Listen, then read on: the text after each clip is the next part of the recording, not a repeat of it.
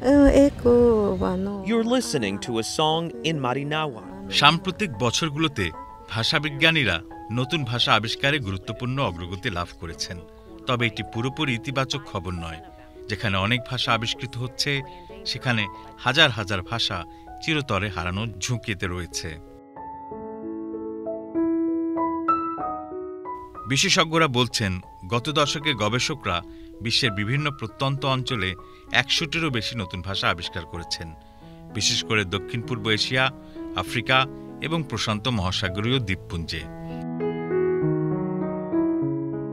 এই আবিষ্কারগুলো সাংস্কৃতিক বৈচিত্র্য রক্ষা এবং মানব সমাজের ইতিহাস বোঝার জন্য অত্যন্ত গুরুত্বপূর্ণ। অনেক ভাষা আগে কখনোই নথিভুক্ত বা অধ্যয়ন করা হয়নি এবং তাদের আবিষ্কার মানব সমাজের ইতিহাসের মূল্যবান অংশ।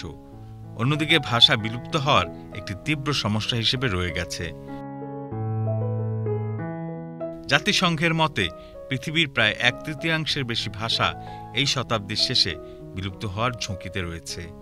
বৈশ্বিকীকরণ, নগরায়ন এবং ইংরেজি, মান্দারিন, বাংলা ও স্প্যানিশের মতো প্রধান ভাষাগুলোর আধিপত্যে ছোট ভাষাগুলোর অবক্ষয় ত্বরান্বিত হচ্ছে।